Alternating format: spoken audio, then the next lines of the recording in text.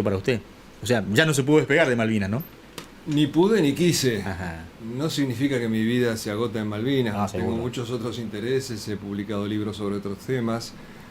Pero Malvinas es la gran gesta nacional de la Argentina del siglo XX. Es una guerra noble, limpia, por una causa justa. Era David contra Goliat y así lo vio el mundo entero, porque así lo atestigua la cantidad de voluntarios que se anotaron en toda Latinoamérica, hasta en España, hasta en Israel. Un piloto que había entrenado a nuestros pilotos, nada que ver con nosotros, pero se presentó de voluntario, un as de la aviación israelí. Es la épica argentina que todavía no ha sido reconocida como tal por el grueso de la población, por el ocultamiento que se ha hecho de los hechos y acciones heroicas de nuestros combatientes, como por ejemplo de José Arca o de Owen Kripa, otro aviador naval que va a estar mañana. Ese ocultamiento que usted menciona tiene que ver seguramente con la vinculación que se hace de esta épica con el proceso de reorganización militar. Pero cuando ustedes recorren el país, evocan esos episodios heroicos y toman contacto con la gente, esa influencia negativa alrededor de esa épica, ¿usted va viendo que se disipa con el tiempo? ¿Se va disipando? Se disipa en cuanto la gente aplica un poco de sentido común y de investigación histórica, porque la guerra de Malvinas, yo tengo un capítulo en mi libro que se llama Malvinas como el antiproceso, no tuvo nada que ver, la única coincidencia fue cronológica, y eso es muy fácil de demostrarlo para quien se interese. Vayan a los videos, al video que está en YouTube de Galtieri en el balcón.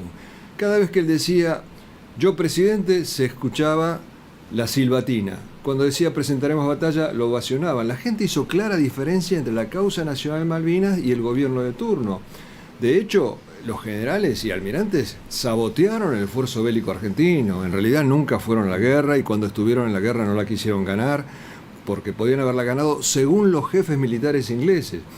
No hubiera existido guerra si no hubiera sido por el apoyo masivo de la población, porque la población reaccionó plebiscitando a la recuperación de Malvinas en todos los ámbitos, anotándose de voluntarios. Hubo 200.000 voluntarios civiles adultos, además de los muchachos de 15, 16 que ni siquiera fueron registrados. Y todo esto se oculta. Se nos quiere pintar como que fuimos a la guerra por un general borracho, para ridiculizar la gesta de Malvinas. Probablemente Galtieri tenía que haber sido fusilado, pero por otros motivos. Esto del general borracho lo inventaron para ridiculizar la gesta de Malvinas. Y el hecho es que cuando inclusive Galtieri se da cuenta de que cayó en una trampa, porque nunca fue a una guerra, fue a hacer un toque y me voy. Cuando se da cuenta de eso, le dice a su ministro de Defensa, Frugoli, saquemos las tropas de las islas. Y Frugoli dice, no podemos, la gente nos cuelga en Plaza de Mayo.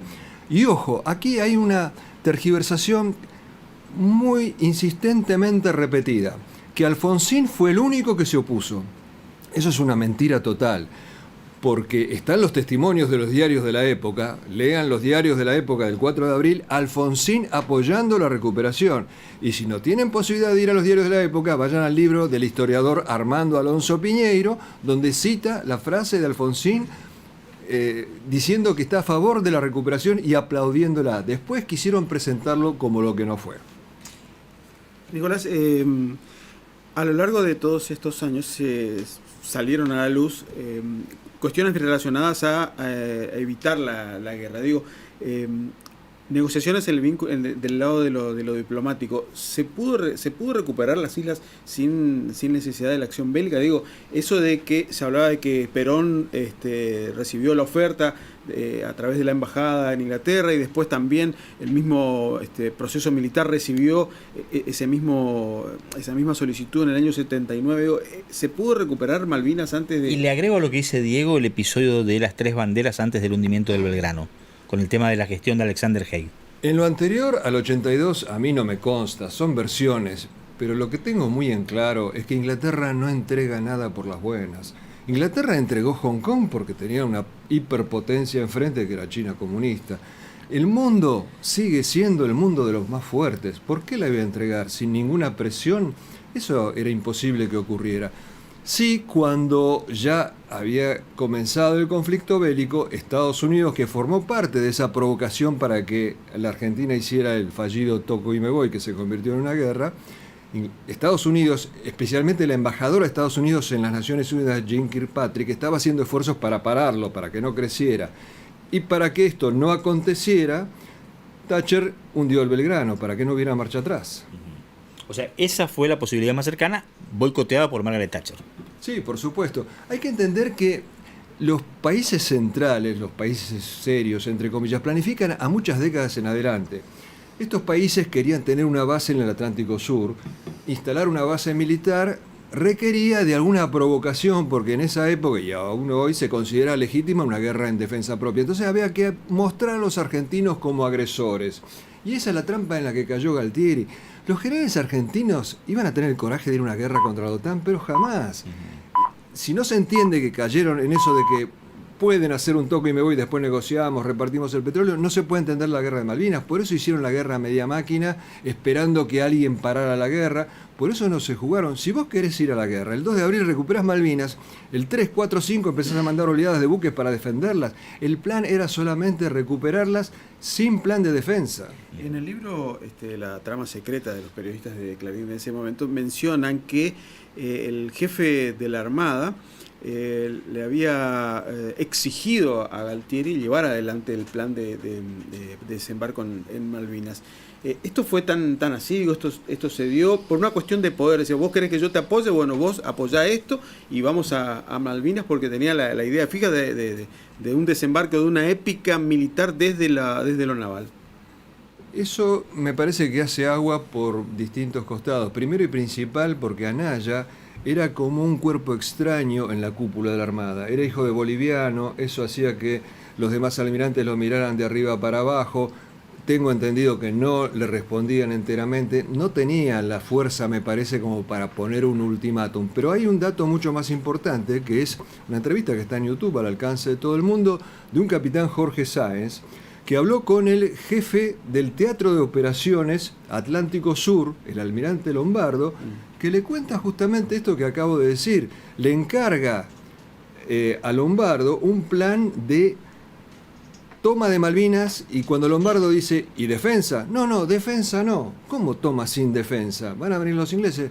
Insiste ante Galtieri, y Galtieri de mala manera le dice, no hace falta, porque la Thatcher es lo que está buscando. El pretexto que le demos nosotros, porque así entrega las islas. Una cosa absurda, pero evidentemente es lo que le vendieron en el Pentágono, porque cuenta además Jorge Sáenz, y hay otros indicios de que esto fue así, que en un viaje a Washington, Galtieri, acompañado por otros generales, entre los cuales estaba Menéndez, recibe este guiño de los Estados Unidos de que se podía hacer un toco y me voy. Nicolás, ¿cómo ve hoy el tema Malvinas? Después de lo que pasó,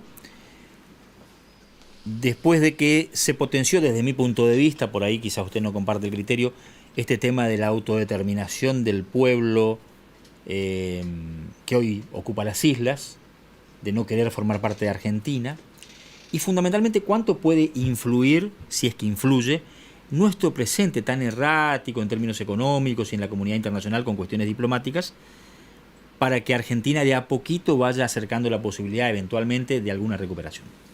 Primero y principal, no podemos hablar de pueblo en Malvinas. Es una población. El principio de autodeterminación de los pueblos se refiere a los pueblos, no a las poblaciones. Son 2.000 tipos. Coincido. O sea, la opinión de estos 2.000 tipos no importa nada en el marco del derecho internacional.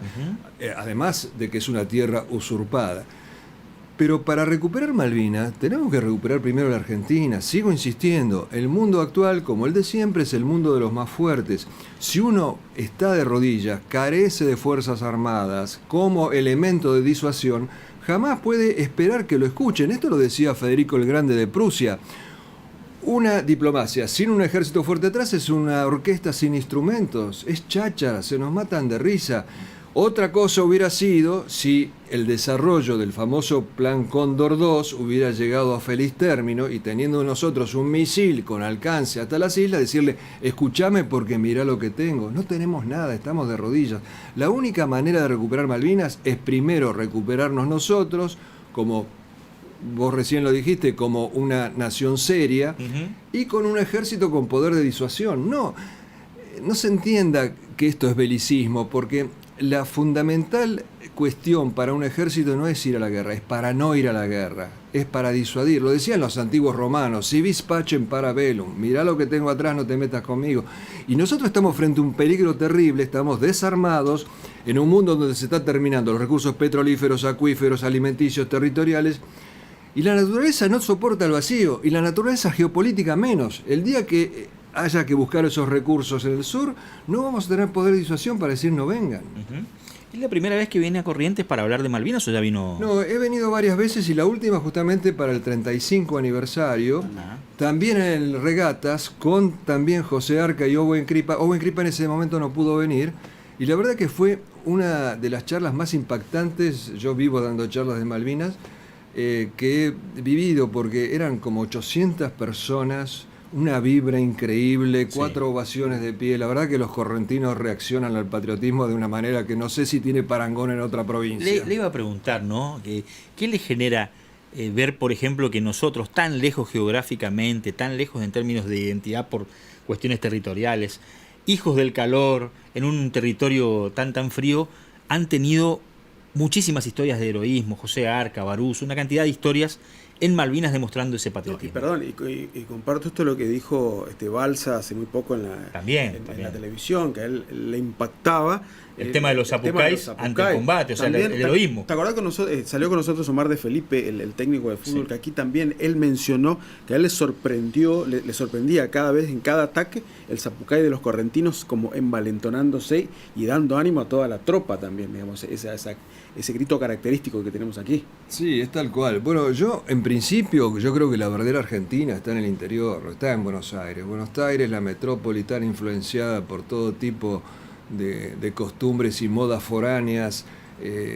Yo creo que como toda metrópoli le falta ese nervio del patriotismo, que yo creo que la Argentina real está en la Argentina profunda, que es la del interior, y Corrientes por supuesto que es uno de los exponentes máximos de eso. Los correntinos, desde que yo por primera vez vi un contingente en Malvinas, me impresionaron, porque entrevistándolos a los hombres del Regimiento 5, me acuerdo que les dije, bueno, se cumplió aquello de que si Argentina se mete en guerra, Corrientes la va a ayudar. Y un soldado de 18 años me dice, estaba escrito. Me maravilló. Nicolás, el enorme gusto de tenerlo por acá, mi admiración sincera. Y bueno, mañana le recordamos a la gente, a las 6 de la tarde en el Club de Regatas, José Arca, aviador naval. Yo lo conozco mucho y me ha tocado escucharlo y me emocionó escucharlo en más de una oportunidad. Owen Cripa, también aviador naval, y Nicolás Casanseu en una charla imperdible a 40 años del ataque a la flota. Episodios que sin dudas nos van a resumir de manera muy precisa el patriotismo y el compromiso de mucha gente con Malvinas. Muchísimas gracias. Gracias a ustedes. Mucha suerte. Pausa y nos vamos. Sí, señor, nos vamos a la pausa. Hoy la consigna tiene que ver con la posible reelección del presidente de la Nación. Si Alberto Fernández va por la reelección, ¿lo votaría?